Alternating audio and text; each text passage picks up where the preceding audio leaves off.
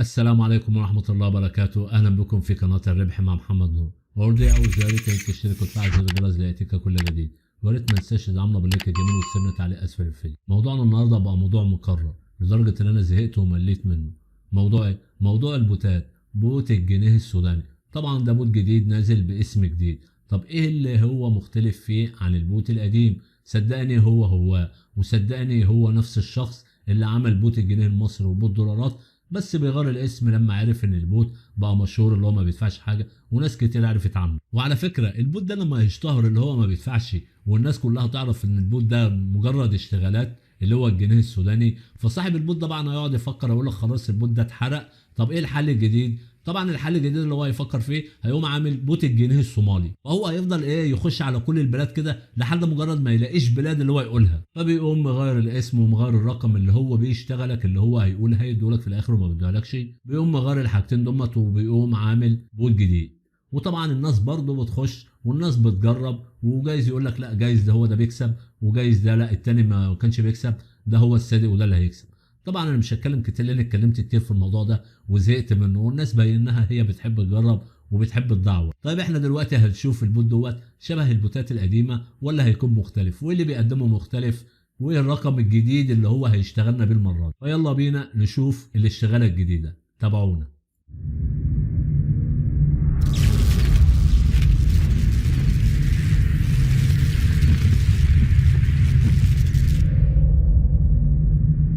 ورجعنا تاني عشان نشوف الاشتغالة الجديدة نظامها ايه. تعالوا مع بعض نشوف الاشتغالة الجديدة ديت نظامها نظام الاولاني ولا مختلف. هنيجي نفتح البوت دلوقتي، طبعا انا ما اشتغلتش عليه لان انا عارف نظامه، فانا جايب من البداية خالص. هلوم عاملين بدء زي اي بوت في الدنيا، هيقول لك اهو يجب الاشتراك في البوت، هنضغط. طبعا بقى هو بيقول لك مستخدم فلان الفلاني تم الدفع له وفلان الفلاني تم الدفع له. يعني الناس حتى بنك الصومالي اهو باين، ده باين فعلا البوت الجاي هيبقى الصومالي فعلا، يعني كلمة الصومالي موجودة هنا. فطبعا يعني الناس ديت كلها بتكسب. طب الناس ديت هي فين؟ الناس دي ما بتطلعش ليه؟ الناس ديت يعني المفروض تطلع، يدوها فرصة انها تقول احنا كسبنا، يحطوا صور اللي هم كسبهم، يعني يخلونا كده نقدر ان احنا نتواصل معاهم لاي بوت عموما. يعني اللي احنا لو هو هيدفع بجد، ده لو هو فعلا بيدفع هيخليك ان انت تعرف تتواصل مع الناس اللي بتكسب دي عشان هو يطمنك ويأكدك ان في ناس بتكسب. لكن طبعا انت ما تعرفش توصل ولا واحد منهم.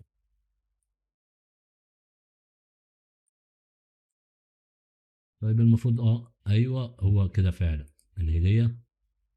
مبروك حصلت على 500 اس دي جي. الجنيه السوداني دي الاختصار بتاعه، ما هو بيقول لك رصيد مجاني بالعمله الجنيه السوداني.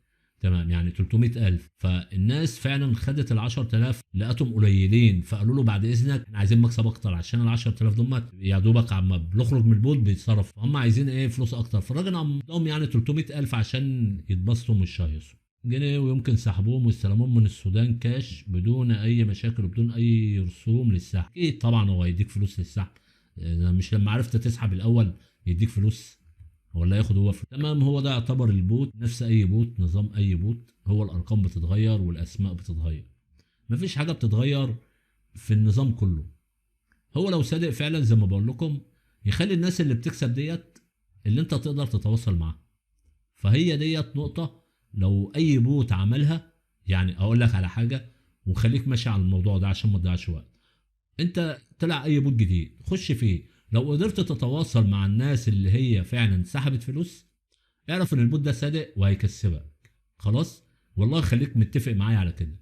طب مش هتقدر توصل للناس اللي هي بتكسب، يبقى مش صادق، يبقى مش هيكسبك. فصدقني ده هو تضييع وقت. محدش اللي عايز يجرب يجرب، مفيش مشكله.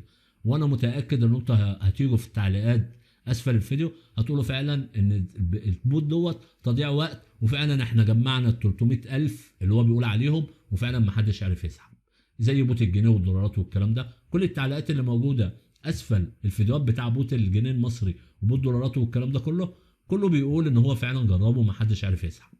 فانتوا لو حابين تضيعوا وقت ضيعوا وقت هو اللي مش هيضيع. بس انا مش عايزكم تضيعوا وقت على الفاضي. في فيديوهات جميله وفي مواقع كويسه وفي مواقع هتكسبوا منها ربح قليل بس انت هتكسب. فانا بقى مش عايزك تضيع وقت في ده وتضيع وقت في التاني ده. والسلام عليكم ورحمه الله وبركاته.